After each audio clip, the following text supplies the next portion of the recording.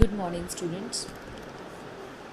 कल हमने अपनी वीडियो में डिस्कस किया था लिमिटेशंस स्टैटिस्टिक्स की। आज हम अपनी वीडियो में डिस्कस करेंगे इम्पॉर्टेंस ऑफ स्टैटिस्टिक्स। इकोनॉमिक्स में सांख्यिकी का क्या महत्व होता है। तो इम्पॉर्टेंस जो है वो हम वन बाय वन डिस्कस करेंगे।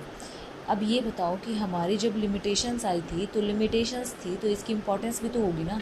अगर लिमिटेशंस हो, इम्पॉर्टेंस ना हो तो फिर स्टैटिस्टिक्स हो ही क्यों, ख़त्म ही हो जाए स्टैटिस्टिक्स, इकोनॉमिक्स ही बंद हो जाए।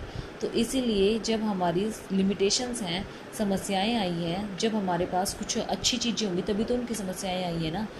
किसी ने इसको क्रिटिसाइज़ किया होगा कि हमारी जो इम्पोर्टेंस थी उसमें ये समस्याएं हैं, तभी तो हमारी लिमिटेशंस आई थी। उससे पहले क्या आई होंगी, इम्पोर्टेंस। तो हमारा अगला टॉपिक है importance of statistics. Importance of statistics, Hindi में इसको क्या बोलते हैं, सांख्यिकी का महत्व। सांख्यिकी का महत्व, सांख्यिकी का क्या महत्व होता है। अब फर्स्ट ये हमारे कैसे कैसे हेल्पफुल होती है, कैसे कैसे अच्छी तरीके से हमारे डाटा को और हमारी जो हम प्रॉब्लम्स डिस्कस कर रहे थे उनको कैसे सॉल्व करती है, या फिर ये देख लेते हैं कि हमारी कहाँ कहाँ पे ये हेल्प करती है। फर्स्ट आता है हमारा आर्थिक समस्याओं की परिमाणात्मक अभिव्यक्ति। हम अपनी स्टैटिस्टिक्स से अपने आर्थिक जो समस्याएं हैं उनको न्यूमेरिकल फॉर्म में शो कर सकते हैं। उनको न्यूमेरिकल फॉर्म में कैसे शो कर सकते हैं, सपोज़ करो अगर हमें ये दिखाना है कि हमारे देश में बेरोज़गारी कितनी है, तो बेरोज़गारी हम एक एक पर्सन से जाके पूछ लेते हैं कि आपके घर में कितने लोग हैं जो काम करते हैं और कितने लोग हैं जो काम नहीं करते हैं।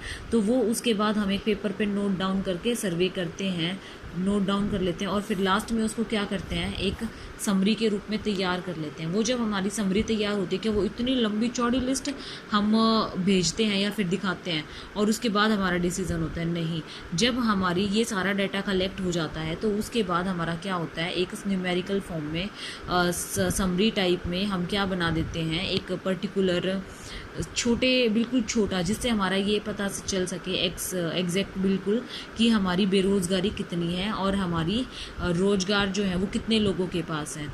जैसे हमने ये बता दिया कि हमारी जो है 90% लोगों के पास क्या है, रोज़गार है। और अब देखो ये 90% लोग, हमारी जितनी भी जनसंख्या है उसका 90% निकाल लो, क्या हो जाएगा, कितने लोग हमारे यहाँ पे क्या है, रोज़गार पे हैं और बाकी के 10% बेरोज़गार हैं। अगर हमारा ये एक न्यूमेरिकल फॉर्म में ना होके, एक संख्या के रूप में ना होके नॉर्मल होता, तो आप क्या ये जान पाते कि आपके कितने, जितना जल्दी आपने अब निकाल लिया कि कितने आपके बेरोज़गार हैं और कितने बेरोज़गार नहीं है, तो ऐसा नहीं हो सकता। सेकंड पॉइंट आता है आपका अंतः क्षेत्रीय तथा अंतर समय तुलनाएं। अंतर समय तुलनाएं, इसमें हम क्या करते हैं, इसमें हम अपनी अंतर क्षेत्रीय का मतलब क्या होता है, दो जगह के बीच का डाटा कंपेयर करती है।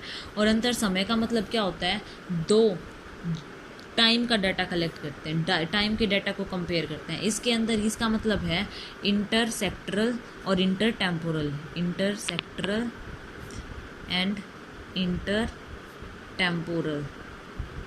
अब जैसे हम बोल देते हैं कि इंटरकास्ट मैरिज, इंटरकास्ट में क्या होता है, मतलब जब दो अलग अलग कास्ट की मैरिज हो सके, जब दो अलग अलग कास्ट के दो बंदे मैरिज करते हैं। ऐसे ही हमारा इंटरसेक्टरल है, जैसे एक हमने ले लिया चाइना और एक हमने ले लिया इंडिया, तो ये क्या है, हम दो अलग अलग जगह की बात कर रहे हैं।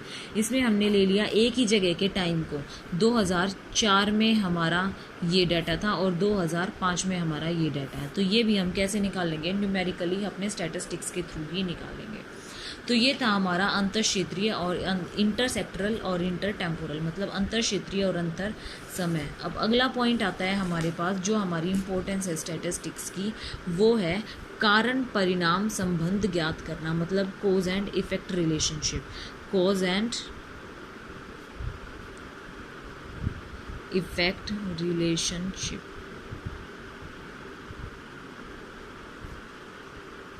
मतलब हिंदी में हम इसको क्या बोलते हैं, कारण परिणाम संबंध।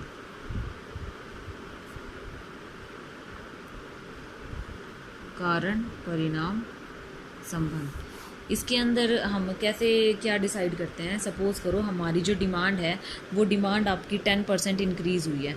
वो डिमांड आपकी 10% इंक्रीज़ कैसे होगी, जब आपके प्राइजेस डाउन हो जाएंगे तब होगी आपकी डिमांड ज़्यादा, या फिर आपका सीज़न जो है, मतलब आप बिल्कुल अपने सीज़न के अकॉर्डिंग और बिल्कुल डिमांड के अकॉर्डिंग अपना काम कर रहे हो कम से कम प्राइजेस पे, तो आपकी क्या होगी, डिमांड ज़्यादा होगी। अगर प्राइजेस कम होंगे तो डिमांड ज़्यादा होगी, और अगर प्राइजेस ज़्यादा होंगे तो डिमांड कम होगी। ये आपका कोज एंड इफेक्ट रिलेशनशिप है, दोनों में कैसा चलता है, अपोजिट चलता है।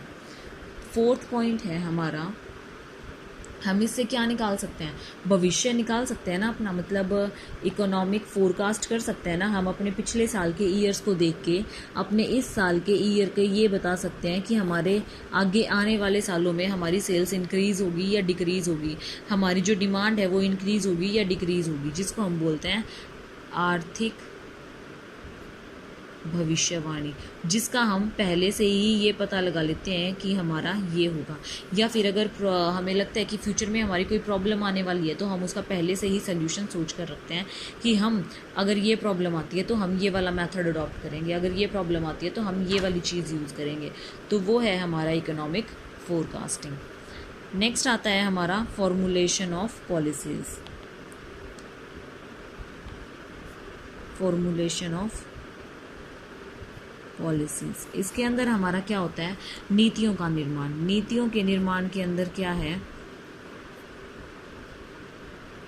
हम अपनी स्टैटिस्टिक्स के अकॉर्डिंग, हम अपने जो हमारा डाटा होता है उसके थ्रू हम एक जो हमारा फाइनेंस मिनिस्टर होता है, वो फाइनेंस मिनिस्टर क्या करता है, वो फाइनेंस मिनिस्टर ये डिसाइड करता है कि इसमें अब टैक्स की स्लैब्स क्या रहेंगी, टैक्स की स्लैब्स क्या नहीं रहेंगी।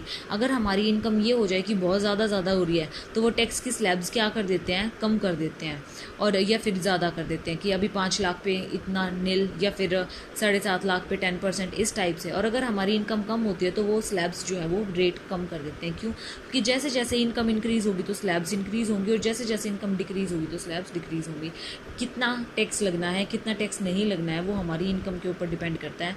तो वो भी पॉलिसीज़ किसके थ्रू डिसाइड होती हैं, इकोनॉमिक्स के स्टैटिस्टिक्स के थ्रू डिसाइड होती हैं। अगला पॉइंट है हमारे पास आर्थिक संतुलन, इकोनॉमिक इक्विलिब्रियम। इकोनॉमिक इक्विलिब्रियम मतलब क्या होता है, संतुलन। इक्विलिब्रियम का मतलब होता है संतुलन। आर्थिक संतुलन, आर्थिक संतुलन कब होता है, जब हमारा कंज्यूमर सेटिस्फेक्शन होती है, जब हमारा कंज्यूमर कोई भी प्रोडक्ट खरीद रहा है और उस प्रोडक्ट से उसे बिल्कुल सेटिस्फाई है, वो संतुष्टि, आत्म संतुष्टि मिल रही है, तो हमारा क्या हो जाता है, इकोनॉमिक इक्विलिब्रियम हो जाता है। वो भी हम कैसे निकालते हैं, एक पर्टिकुलर न्यूमेरिकल फॉर्म में ही निकालते हैं कि इतने प्रोडक्ट्स यूज़ करने से इतना सेटिस्फेक्शन हो रहा है, इतने प्रोडक्ट्स यूज़ करने से इतना सेटिस्फेक्शन हो रहा है। तो अगर उसे 100 रुपये दिए हैं, क्या वो 100 रुपये का जितना अपना सेटिस्फाई हो रहा है या नहीं हो रहा है कोई कंज्यूमर। तो ये थी हमारे इम्पोर्टेंस स्टैटिस्टिक्स की। तो आज हमारा ये फर्स्ट चैप्टर जो है वो कंप्लीट हो जाता है। मंडे को आपके फर्स्ट चैप्टर की नोटबुक्स आपकी चेक होंगी। स्टूडेंट्स, मैं फिर से रिपीट कर रही हूँ, मंडे को आपके फर्स्ट चैप्टर की नोटबुक्स चेक होंगी। Thank you.